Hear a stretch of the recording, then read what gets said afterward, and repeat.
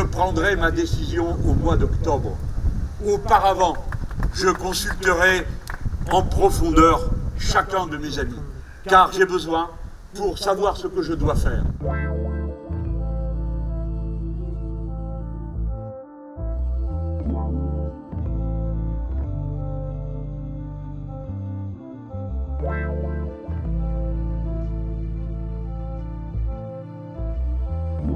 Alors après, vous, monsieur Mélenchon, j'ai déjà dit 10 fois que j'étais parfaitement conscient de la singularité de ma place et que, puisque j'ai été appelé à 2 reprises à mener ce combat à la première ligne, je sais très bien qu'on se demande ce que je vais faire la fois qui vient et que j'ai une responsabilité particulière, ne serait-ce que parce que 2 votes successifs m'ont donné une légitimité qu'aucun vote de congrès ne donnera par ailleurs à personne. Alors, je n'ai jamais confondu mon sort personnel avec celui de la lutte que je mène.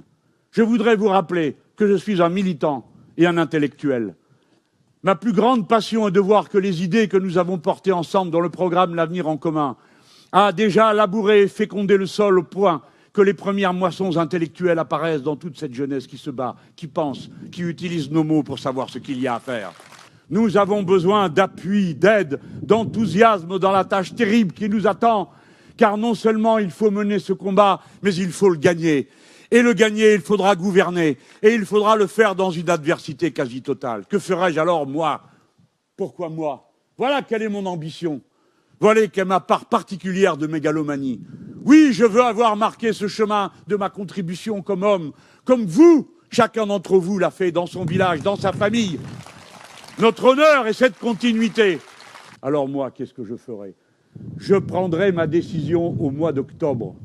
Auparavant, je consulterai en profondeur chacun de mes amis, car j'ai besoin, pour savoir ce que je dois faire, d'avoir la certitude que les premiers qui me porteraient, le cas échéant, seraient mes camarades. Et que si une autre option se présente entre nous pour assurer la continuité de ces idées, alors qu'on puisse en parler, je n'ai peur de rien.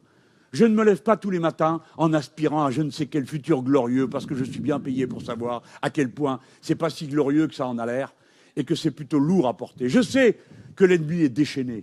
Je sais qu'il a inventé des enquêtes préliminaires cousues comme des perles sur un fil pour faire un collier de possibilités de m'accabler. Je sais que dans tous les pays, ils le font, qu'ils essayent de faire trébucher en mentant, en trichant, en emprisonnant. Je sais que le juge qui était chez moi, qui est entré pour me perquisitionner, était allé auparavant faire un échange de bonnes pratiques avec le juge fasciste Moro au Brésil, qui a saboté et truqué l'élection présidentielle.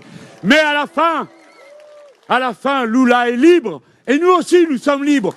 Quoi qu'il nous fasse, quoi qu'il veuille nous faire, nous ferons ce que nous avons décidé de faire, en conscience, en amitié et en fraternité.